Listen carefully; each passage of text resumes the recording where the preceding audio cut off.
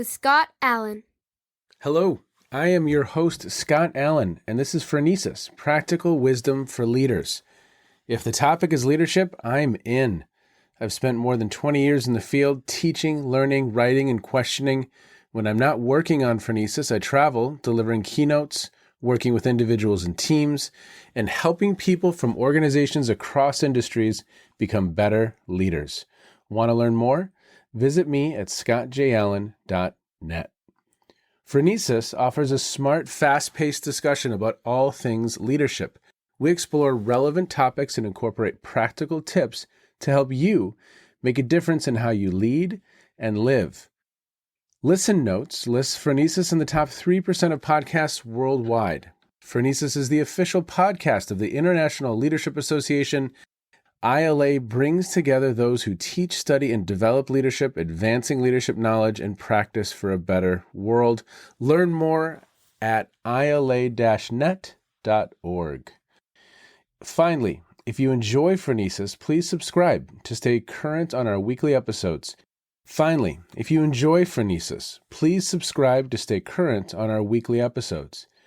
you find an episode that resonates, please share it with your colleagues and friends. And if you want more content, subscribe to my newsletter, The Leader's Edge. The link is in the show notes. As always, thanks for listening. And now, here's today's show.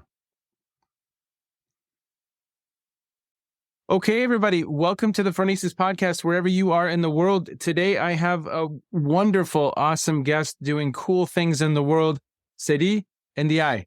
He is a social entrepreneur and socio-political actor working mainly in inclusion, youth development, and democracy in Dakar, Senegal. He also works as a senior consultant focusing on politics and development strategies for digital growth, where he has had several collaborations with those in the Senegalese public sector. Seydina is an alumnus of the Mandela Washington Fellowship for Young African Leaders, the flagship program of the Young African Leaders Initiative, and completed his program at Kansas State University. He is a civic leadership practitioner and is prototyping a contextualized civic leadership and engagement framework based on African local community organizing activities and spreading local narratives to increase citizen awareness to promote civic engagement and participatory democracy, especially through digital technology and cyberspace. Seydina, I am so excited for this conversation. I was kind of exploring Senegal a little bit this morning, and I learned a lot of really fun things. So the first African country to host the Olympics that are coming up. Yes, the Youth Olympics 2026, yes. Incredible. And 7 UNESCO World Heritage Sites. Yes, because Dakar and Saint Louis, in the beginning, Saint Louis was the capital of the French colonizer territory. And then from Saint Louis, they moved to Dakar. So we have so many historical buildings related like to colonial history. And there's a pink lake. Yes, there is a pink lake. It's due to the density of the salt. Yes, salt and I read algae. I was waking my daughter up this morning and I said, there's a pink lake in Senegal. And she said, yeah, it's all the bacteria. And I thought, how do you know about the pink lake in Senegal? And it's the algae, not the bacteria. So I'm going to have to tell her at dinner tonight. But it's such a pleasure to have you, sir. I really, really appreciate your time. And we met at the International Leadership Association conference last November or October, I guess it was, last October. And just had a really, really nice conversation one night while we were both waiting for folks to go to dinner, I think it was. And I'm excited to learn today about kind of your work, what you're working on, how you're doing that work. But I want to start with, where does this interest in leadership come from? How did you get turned on to this topic of leadership? So my father, he was a big guy, literally a big guy, doing a lot of politics stuff, working like for 2 different presidents and also for 1 prime minister as a technical advisor. Yeah, my father, he went to the public administration school. So he was a big guy. He literally with one of their friends, they founded a locality. So they turned our national village from a village to a community. Based on his background and also based on my mother's background on health sector, because my mother, she's a doctor and she was doing a lot of community-driven and community-based organizing activities in order to help the health sector, specifically the woman. So I've been grown into those specific area of serving people. And also I did like it. And I also have a big background on sports. So I used to play soccer and basketball, and people, what they forget sometimes when you talk about sport, there is a lot of leadership framework, and also there is a lot of living together, and there is also a lot of team management. I also grew up in the neighborhood where local Senegalese hip hop has been founded. This is also another layers into my leadership safari and my leadership journeys. And the hip hop movement in Senegal is mainly known as being well engaged, because that's the people who can make their voice heard, or the people who represent a community use the arts, specifically the hip hop movement, to spread their own narrative, and also like to talk about the issues that they have in terms of equity and equality in terms of opportunities. So this is, I think, like the different frame that put me into like leadership journey. And also being part of the IT community. It's so funny because this Sunday I was talking during a Twitter space, how like ideology and the philosophy behind technology can bring a lot of community-based organizing activities and help your community through the technology. So I think like when I was doing my bachelor degrees, I met with this community we call Dakar. So it's like Dakar Linux user group. So the Linux is a concept, we call it like the open source concept, which is like giving free access to operating system to people who don't have like the opportunity to pay for the Microsoft license. And like into the African context, specifically in Senegal where I live, at that time, it was first difficult to get a post computer. And if you get a post computer, it's also like expensive to get a Microsoft license. So what we did with the Dakar Linux user group community, we was organizing several activities in order to promote technology, and also like to give an alternative for people to have access also like to technology, so they can have like the online presence, but also they benefit with the technology that we use ourselves to have opportunity and to have a greatest good as a citizen. So I think this is a different frame that bring me into this journey and safari. It's always funny, like when you can do the fit between the different component of your life, we have a leadership framework, and actually like it's like the combination, I think, like, or the sum of all this life, it will bring you into that journey. Well, I love that you can talk about its family, right? My mom is in healthcare. My father was in politics and in government. And so there's that base. And then you have a passion for technology and an interest in technology, but then an interest in also helping spread equality and inclusion and democracy. And there's a passion there for that topic. So then you move into the Mandela Washington Fellowship, and you end up at Kansas State University, the Staley School. Talk a little bit about that experience with moving into the Mandela Washington Fellowship and then ending up at Kansas State. So the Mandela Washington Fellow program, as you just mentioned while you was introducing my biography, is like a flagship program where they choose. It's a big competition. They have to choose 700 over 25,000 candidates. Generally, they pick people who have a background on leadership, specifically into like three main components. So the first component is public management. So if you want to do an analogy or comparison, like the public management is generally like the future of like the public services. So they choose people who have background on public management. They choose people who have background in business entrepreneurship. So the young people who own for-profit venture, which is going to be supposed to be the present and the future of the economy. And you have the last component, which is mine, which is like civic leadership and civic engagement framework. So we call ourselves, but we don't call ourselves, but I think like it's the people in my country, they think we are part of the civil society component. Because so one thing that I didn't mention, so I spend a lot of time with organization and the Blogger Association doing online monitoring of Senegalese election. And the first prototype was on 2012, where we had a first presidential election, where we have presidential election in Senegal. And at that time, like technology was just emerging, specifically social media platform. And so we designed a project where we call it Sunu 2012, which means our local Senegalese presidential election on the internet. So we create a huge online community with e-observers monitoring the presidential election through hashtag curation, where like everybody who want to get information around the Senegalese election presidential, they come through that hashtag. From there, because we wanted to make it sustain and to have a prototype of civic technology and social tech platform. So from there, we moved to doing what we call at that time, web humanitarian activities. So it was like we identify social cases from the internet and we mobilize the people into like internet through like fundraising and also like to connection and networking. So we can help like the people who might need something. So if people are sick and they don't have money to solve the health issues, so we raise the money and we make an introduction like to a specific doctor so they can help the people with the issue that they have by being sick. And from there, we get a lot of maybe success or maybe progress in terms of promoting internet as a social and as a civic tool in order to promote social progress and social change. And this is where like applied to the Mandela Washington Fellowship. And thanks to God, I got selected to go to the Staley School of Leadership Studies in Kansas State University.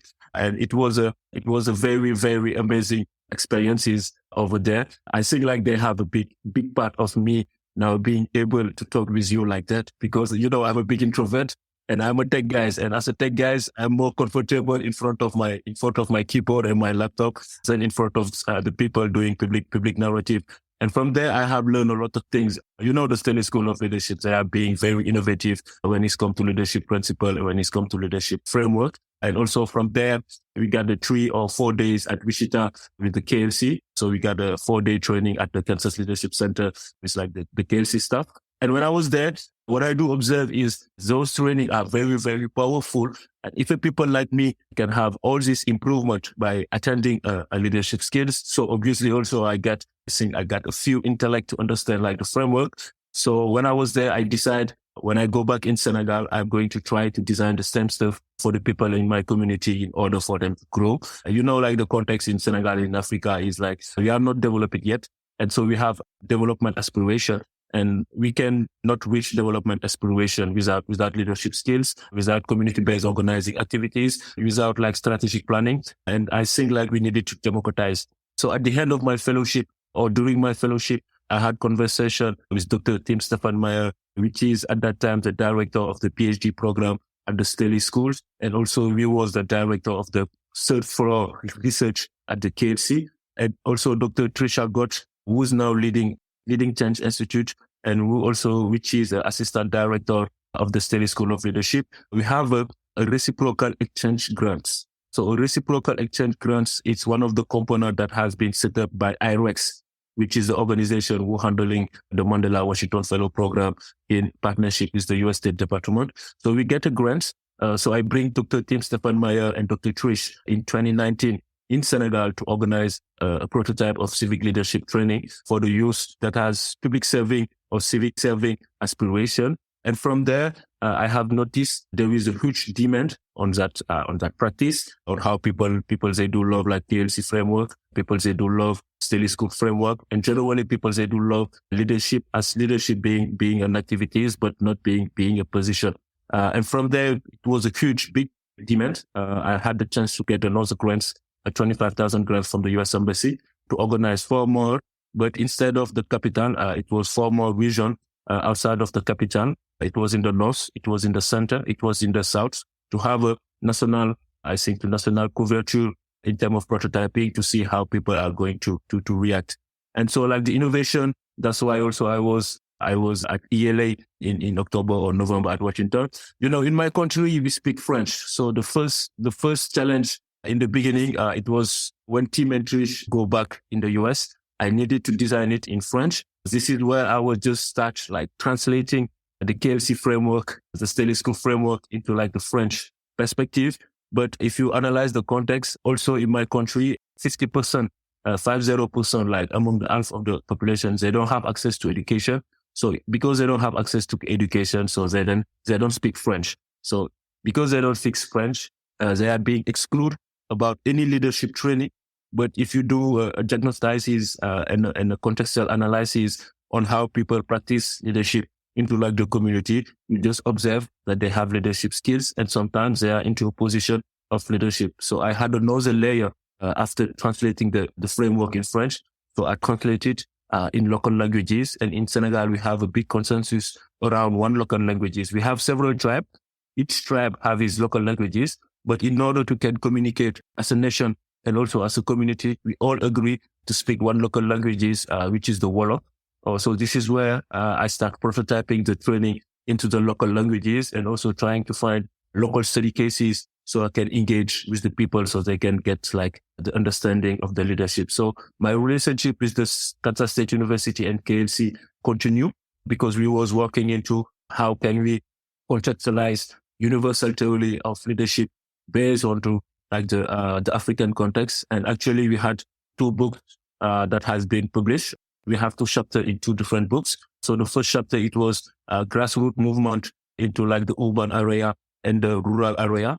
And also the second one, it was like the new paradigm of leadership, specifically by checking grassroots political movement in Africa to define a new framework of leadership into like the African context. So this is how like the relationship with Kansas State University, KLC, and probably like the ELA started, and we're still on track because we have like, I can talk about more probably into like the next question. Well, and Sadie, so what have you learned as you've implemented some of these models, some of this way of thinking? What have you learned in recent times about the work? I mean, what are some observations you have? Models are wonderful, but then when they interface with humans, Yeah. it's not always clean. And again, when you're translating sometimes into 2 different languages from English, I mean, what have you observed as you've done the work? So when we was doing like the design and also like the briefing and the brainstorming with the staff, I was like, how am I going to translate adaptive challenge?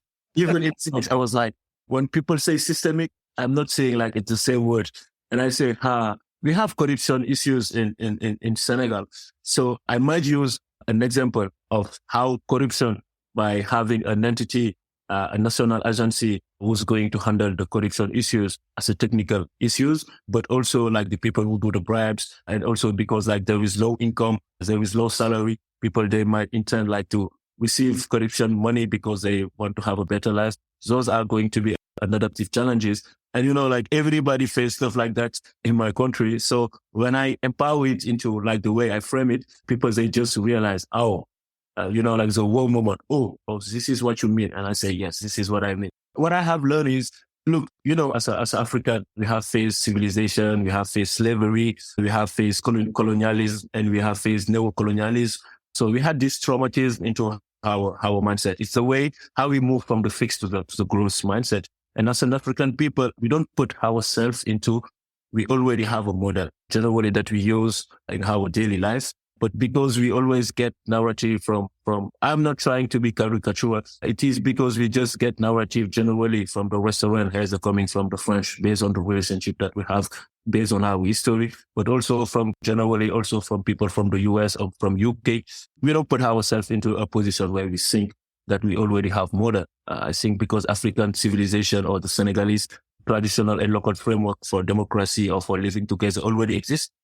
So that was the main challenge that I have learned is we have model, we can implement it, and also we can set up a safe environment where we can talk with the different stakeholders. For example, when we work with the development agency in stakeholder mapping, they always design stakeholder mapping by thinking there is like the public sector, you know, like the local municipality. But the way that how living together is framed, we have like several other stakeholders that people are missing into like the mapping of stakeholders because they don't understand like the model that we have, the local contextual model. And since now we start implementing a different way of involving and including everybody, we start seeing like, yes, those models are here and we can use those models. In the beginning, it's difficult because there is a huge challenge in terms of moving from the fixed and from the growth mindset. But as soon as people, they just realize, we have this. Why we cannot try this just as an experimentation? And we are noticing that we have progress. How can we do replication and decentralization? So we can have now an endogen model, but this endogen model is going to merge with the international theory because we do believe in global connection and we do believe in universal use. And one of the priority is this: how can we contextualize it here based on our aspiration and based also on the demand that we have in terms of community-based organizing activities. Well, it just sounds like you have a very, very clear vision of what could be, right? Yes, yes, totally. Talk a little bit more about that. What is in your vision of what could be? So one of the visions that we have, it is very ambitious. And, in the African context and in Senegalese context, 77% of the population is in a range of 0 and 35 years old. So like the population is kind of young. And because we have this huge demographic dividend, it's a big asset in terms of development aspiration. And what we were trying to do is we have political leadership issues. It's because that generation learned this way to practice leadership.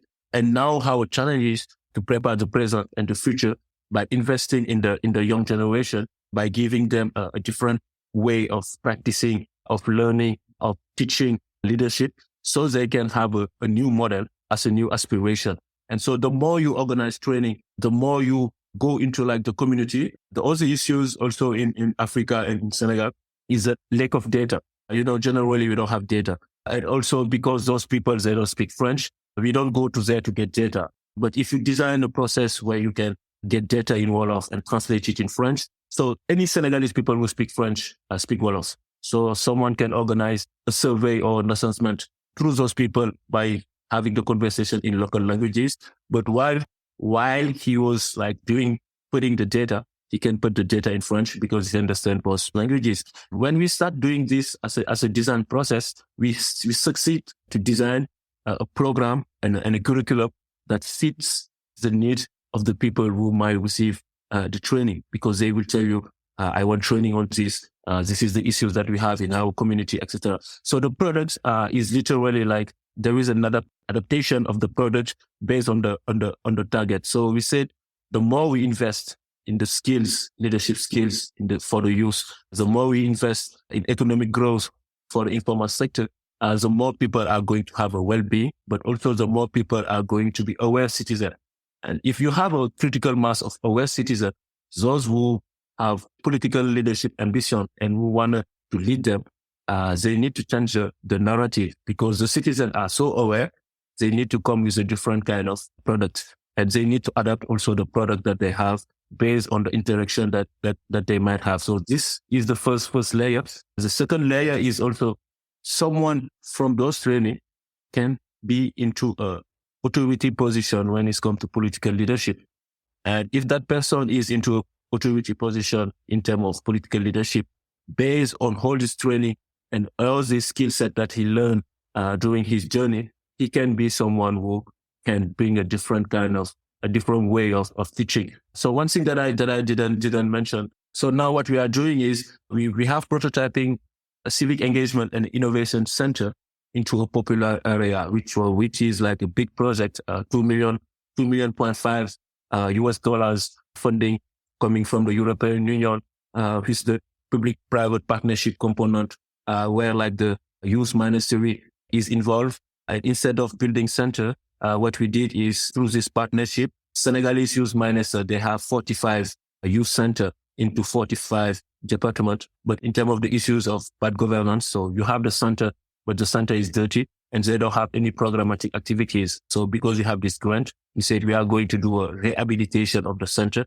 and we are going to offer programmatic training around civic leadership and innovation into specifically the popular and the rural area. And that project is going to end this year. But before the ending, we get another call of proposal coming from the French Development Agency, extend the prototype in 5 other regions into the rural area. And those centers are going to be a spaceship where we are going to do the transmission of the ideology and the thing that we want. And if you have, for example, 6 centers, and in 6 centers, each center you have 2,000 people who come to attend to our training, you're going to have a community of 12,000 people who are going to have this kind of mindset. And if you want to scale it in indirect ways, those people, they might inspire people into their community. And if they are going to be the change ambassador to the community, and if you have those critical mass of people, you can now spread the narrative, and they also can spread their whole narrative based on the aspiration that they have. So this is the vision that we have. We are not in a rush. We want to do the progress, because I think when you challenge the status quo and when you are into an adaptive leadership journey, and also when you have a logic model and a social change, And the theory of change model, you just like move from the different scales and the different steps, and you also evaluate the progress. From now, it's a big progress because, for example, the prototype that we have here into like the popular area, in 2 years, we have 20,000 people who visit Unique and like visit someone who come more than once, who at least came to the first prototype of the center that we have. And also we have online platform where we have 100,000 people who at least visit once the website, and we have 10,000 people who have a user ID or who subscribe to that platform. Yeah. So as I hear you speak, and let me know if this is kind of capturing some of the work, part of the work is shifting people's mindset to that growth mindset. Part of the work is building skills, skill development, but it's skill development that is contextualized to the local individual's needs and what is appropriate for that community. That the vision, or part of the vision, is that if we're building these skills and shifting the mindset at the local level and helping people develop their own vision of what could be, then they'll move into government, they'll move into some of these positions of authority and be able to make change, facilitate change, live into that growth dimension versus that fixed dimension that you mentioned. And then based on your experience and your background, there's an element of technology here that we can be leveraging to help do that work. Did I get it? Yes, that's you. You get it very well. Yes, that's a bad side. The reason why we use the digital technology, because digital technology is a big core into what we are doing, is because they are used, like the Gen Z, the millennial and the digital native, they are already into like the cyberspace. So beside interconnecting people through the cyberspace, now people are going to spread the narrative. So we call it like the imaginary of the possibility and the narrative of the possibilities. Because like as soon as people move from the fixed mindset to the growth mindset, so now we are like into like the imaginary of possible. Yes. Oh, because people are into like the imaginary of possible, they are going to share this possibility. So this is what we call the narrative of the possibilities. And like sharing it into like the cyberspace is going to allow people to see like what the youth are doing. The youth also are going to make their voice heard by themselves, because all the issues is generally, if people are not into the cyberspace, it's different people who are going to talk in their name. And sometimes they might tell something which is not their aspiration. So like if they are there, at least they can share their own aspiration. They can inspire other people that are probably having the same talent than them. And also people are seeing the growth, because someone that you know in social media, for example, in 2021, will start practicing civic leadership, will start like having personal growth. You will see the growth through his social media account. And this is going to be also another impact indicator, because when we share the story, we need to have a huge database of like what the youth are doing, and like the digital space and like the cyberspace is like great space for you like to get data and to emphasize the data, because sometimes you don't even need to talk. You just come and they say, this is what the youth are doing. And you have enough story for people to just relate and to get connected with the story that you share. I love that phrasing, narrative of the possibilities. And you start creating this space where all of those stories are being captured and being communicated, and it's displaying movement and it's displaying growth, and it's helping people see that the possibilities and that future-oriented thinking, that growth mindset, that there's possibilities, that we can shift the needle, maybe not fix or solve, but we can shift the needle and move the needle, and people can see that. Sadie, as we begin to wind down our time today, I always ask guests what they're listening to or reading or streaming or something that's caught their attention in recent times. It may have something to do with what we've just discussed. It may have nothing to do with what we've just discussed. But what might listeners be interested in? A resource or something that you've been streaming or listening to, a book that's caught your attention in recent times? This time I am reading a book named System Thinking for Social Change, because we're having all this progress. So one of the challenge is like the documentation. I think as a legacy, also based on this journey, I am more thinking about doing a huge documentation around what we have developed here as a model that we can use and that we can replicate. And actually, this is why I still work, for example, with the Staley schools and with KFC, because when you have academic who help you designing and finalizing this documentation, in my country, we have like some critical thinking issues. So if I get the credit by working like with academics, so they will take into consideration this new framework of local leadership framework. So we can like trying to empower it and to make it a public policy. So we can use it in public schools and we can use it in university. And also we can use it like into like the local community. That's one of the books that I'm reading. So like I said, I came from the hip hop movement. So I do listen a lot of music. Generally, I'm more into hip hop and reggae music. I think when we met you have noticed my hairstyles. What I do like about those culture is there is always ideology and philosophy behind. When you listen to music, they talk about like you're facing God. When you listen to music, they remind you like the struggle that you face. They also remind you the challenge that you face, but also they always remind you like you can do nothing without the people. And it is very critical because like I said in the beginning, my father, he was a big guy. So sometimes when I have conversation with him, he start quoting book, several pages of a book. And me, I synthesize all this quoting from all this book with one lyrics from one of my favorite hip hop MC. And I say, oh, this is the line that my MC says in that song. So like music also, for people who cannot learn from reading, there is also a different kind of way to learn by listening music, by watching documentary. There is also one other thing that I do a lot now is I watch our local TV show because like I said, based on the technology and the ownership that the youth take from the technology, they start like creating TV show where they're talking about social economic issues into like those TV show. And you can learn also a lot from the local TV show. And do me a favor, send me a couple pieces of music that you really enjoy and I'll put them in the show notes for listeners, okay? Yes, of course I will. Sadie, you are an individual who is out there in the world working to make it a better place, not only in your community, but in your country and in the globe. And I can't thank you enough for the work that you're doing. It's inspirational. It's truly inspirational. And I love the model and I love how you're thinking about the work. It's incredible. It's absolutely incredible. So thank you so much for your time today. I really, really appreciate it. We'll continue the dialogue, okay? Yes, we can. And thank you also, thank you for this opportunity to emphasize our narrative and to emphasize our progress and also like to create bridge between like the different civilization and also like between the different country. Narrative of the possibilities. I love it. I think the practical wisdom for me is that sometimes we have to learn about the story of others to find inspiration ourselves. Learning and being curious about the stories of others, we can find inspiration ourselves. And I certainly think that this is an inspirational story of an individual who's trying to make a difference in his community, in his country. And he has ventured far and wide to learn best practices and apply those in his local context. And longtime listeners will know I have great respect for people doing the work.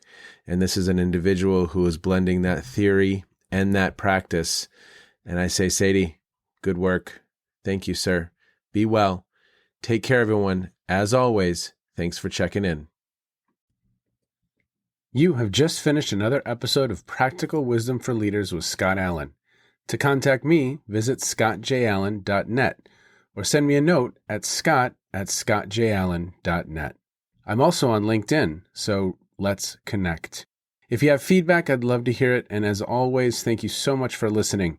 And now here's my daughter, Emily, with the outro.